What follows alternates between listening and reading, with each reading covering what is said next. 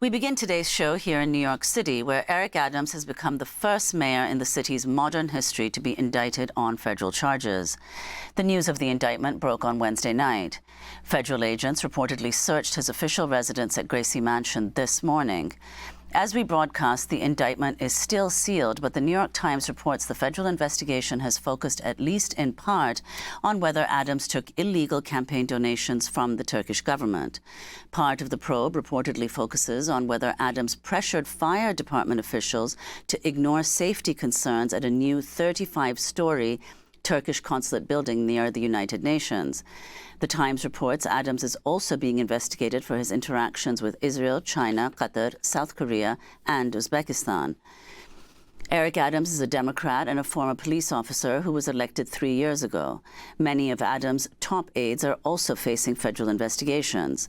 On September 12th, New York Police Commissioner Edward Caban resigned just days after federal agents searched his home and seized his cell phone.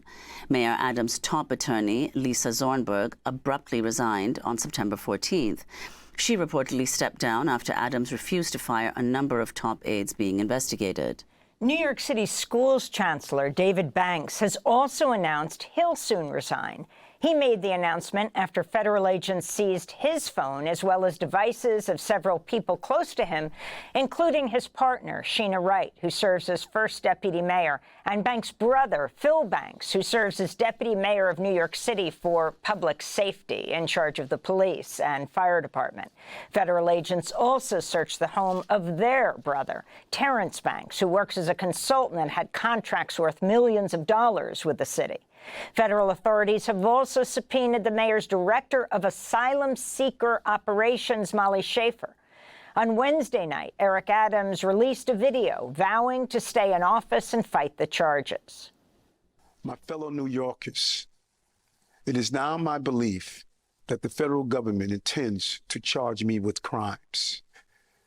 If so, these charges will be entirely false, based on lies.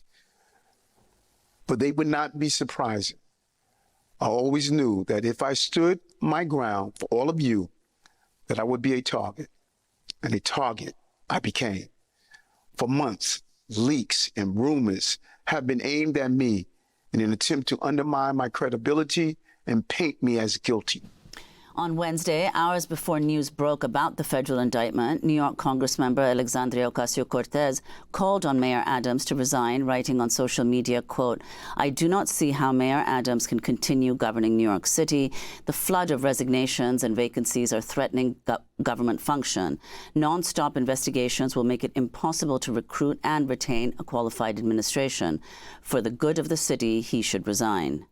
We're joined now by two guests. Tiffany Caban is the first member of the New York City Council to call for Adams to resign. She called for him to resign last week. She's a Democratic Socialist, former public defender. And we're joined by Ross Barkan, contributing writer to the New York Times Magazine, columnist for Crain's, author of the Substack Political Currents.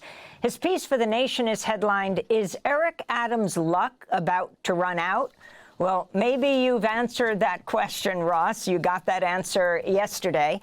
Can you explain what's happening, and especially for a global audience who might not have been following over these past weeks and months, the number of people, including the mayor himself, who've had their phones, electronic devices seized, the number of people who are leaving, who've resigned, and what this indictment means today?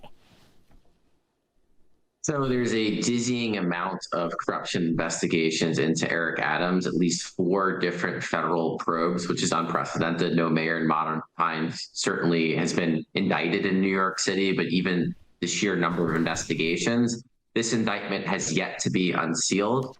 It appears to be related to the investigation pertaining to whether Eric Adams acted as a foreign agent and tried to assist the Turkish government and possibly took money from Turkey. But again, that's still speculation until the indictment is unsealed today. So I don't want to go too deep into that. What I can say is that a sitting mayor of New York, never been indicted, that we are in uncharted waters.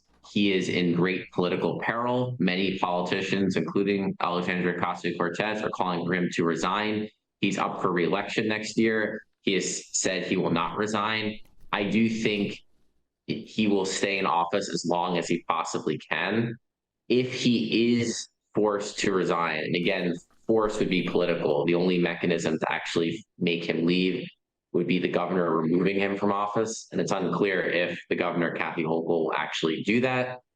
If he steps down, the public advocate, which is this strange position unique to New York City, kind of not quite a vice president, but something like the ceremonial post that is technically the second in line of succession, the public advocate, Jumaane Williams, he becomes acting mayor, but then a special election is called by law shortly after Jumaane Williams assumes the office.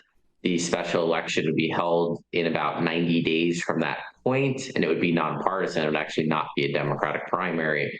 And many, many different candidates would run, probably including Jumaane Williams. So that would be truly, truly unprecedented, and cannot emphasize enough that we are entering a new terrain here with an indicted mayor of New York City. So Tiffany Caban, you were the first city council member to call on Eric Adams to resign. Explain why. You said he's unfit to govern. That's right. I mean, it's not just that he has been under federal investigation and now we know formally indicted, or that over 15 of his associates have been investigated, and we are going to see at least some of those folks have formal indictments unsealed later today. But it's really also a culmination of his leadership failures, right? This is wholly distracting. This is the biggest job in the biggest city in the country, and it demands the attention of every single second of your energy, your resources. We have seen a mass exodus of leadership positions. I mean, as a sitting council member who is the most local of representatives, to tell you that it's chaotic and impossible to deliver services to our constituents right now is an understatement. And you add to that throughout the entirety of his tenure in office, we have seen him being okay with NYPD abuses. We have seen him cut over and over again critical services like, homeless services, education, our library budgets, and New Yorkers deserve better. We need somebody who can take this job seriously, take public health and public safety seriously in this moment, and he can no longer do that. Well, can you talk about his record in particular as a former police officer and what happened to the NYPD since he's been mayor? Yes, absolutely. I mean, one of the big things that we saw happen was the resignation of Commissioner Edward Caban, which I just want to be clear, there's no relation. And that in itself was unprecedented. But under that former commissioner's leadership and under the leadership of our mayor, we have seen a decades-high number of unconstitutional stop and frisks. We have seen, as reported by the New York Civil Liberties Union, we have seen a record number of misconduct settlements, and that's our taxpayer dollars that is going into that can't go into, again, other critical services. We have seen the CCRB, which is our civilian oversight board. The commissioner, again, under the mayor's leadership, has thrown out more than half of their substantiated misconduct investigations. And that has never happened in NYPD history, right? And he has also defunded that agency and several other oversight agencies. So we have a pattern of sort of preventing the council and the general public from getting a look under the hood, which, makes you think about what's happening right now. So we don't even know the breadth of what's going on within that agency, but we know it's not good.